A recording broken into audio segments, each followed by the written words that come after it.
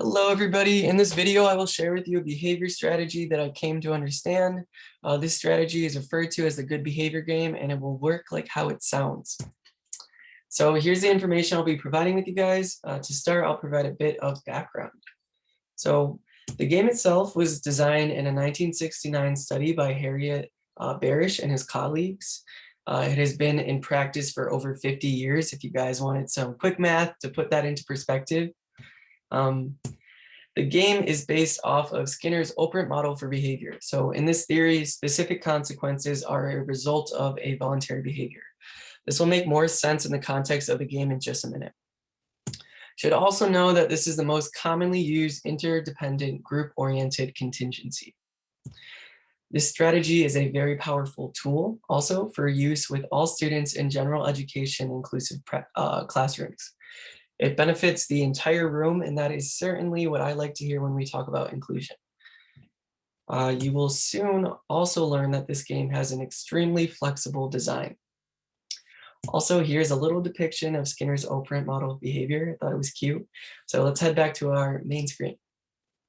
So how it works. The game focuses on target behaviors. Notice how this is in quotes.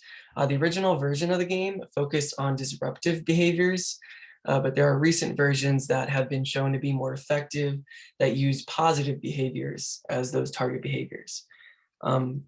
Moving on, the game must be played in teams. These teams can be whatever you decide. So the class could be divided into groups, or the class can go up against the teacher. But this is crucial as it reels in the competitive aspect to the game. On another note, this game utilizes reinforcement and or punishment. Students are reinforced based on positive behavior, and then in models where you may take away points, punishment is the primary consequence. It really depends on how you structure the game, which actually brings me to my last point on how it works. But I already said this, but it can't be emphasized enough. This game is really flexible. Cool. So the main article I drew from broke down the good behavior game into 7 key steps, which I will share with you directly. So 1, as the teacher, you must decide the length of time for the game. It is a game that is meant to be played in 1 period. So I would suggest the game period to be between 20 to 60 minutes based off of the research I did. The next step is to determine the type and length of cueing devices. This is where Skinner's theory kind of comes into play. So essentially, you need a way to cue your students that you are scanning the room for your behavior.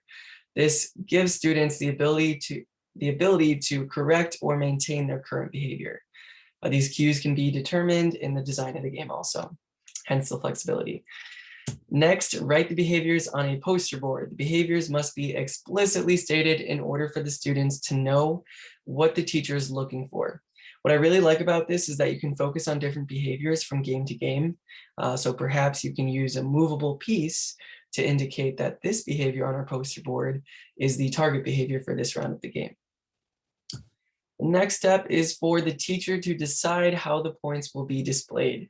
I will get more into this when I describe the design of the game, but it is important that they are visually represented. 5, display a mystery motivator envelope in a prominent place. This step is one that was incorporated over 25 years ago in another study. You come up with certain rewards with the class and then the points to earn these rewards. For each game, you have the ability to select a mystery reward from your pre-made reward bank. That said, I overall really like the flexibility and the teacher's ability to select these rewards from game to game, specifically when thinking about planning a day's work. Step 6, determining a criterion for reinforcement. You want to set up your students for success from the start. So consider benchmark goals towards the ultimate goal that you may set for your class's behavior. Lastly, instructing the students how the game works is an obvious step. The students must be explicitly taught how to play the game, kind of like how I'm explicitly teaching you guys now. So let's go back to our main screen and focus on the design of the game. So this is actually a model from within the article I read. In this model, you can see that the point system is in the form of marbles being taken and put into a clear glass glass jar. This was an awesome design that I saw. The little alarm clock in this picture is actually the queuing device that I mentioned earlier also. As you can see, this specific model demonstrates reinforcement and punishment. Really depends on what you decide and how you decide to implement this game, but you can focus on just rewarding behavior, or you can punish it, or both as shown here. Something else I want to point out is the mystery envelope on the left side here. This is where those predetermined rewards are. The last thing I want to point out is the names of the teams. We have here the Jedis and the X-Men. Make sure to incorporate your students in this design. This is an easy way to develop that collaboration. So in this last slide, I have a couple other methods in mind for the point system. I would recommend definitely the marbles for younger students. I might also recommend modifying this game with Kerplunk.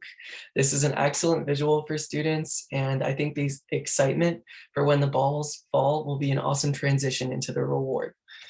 Lastly, you should consider your age group. So if you have an older group of students, there's nothing wrong with tally marks on a board. These are just a few examples though that I came across, but get creative with it. Can't stress that enough.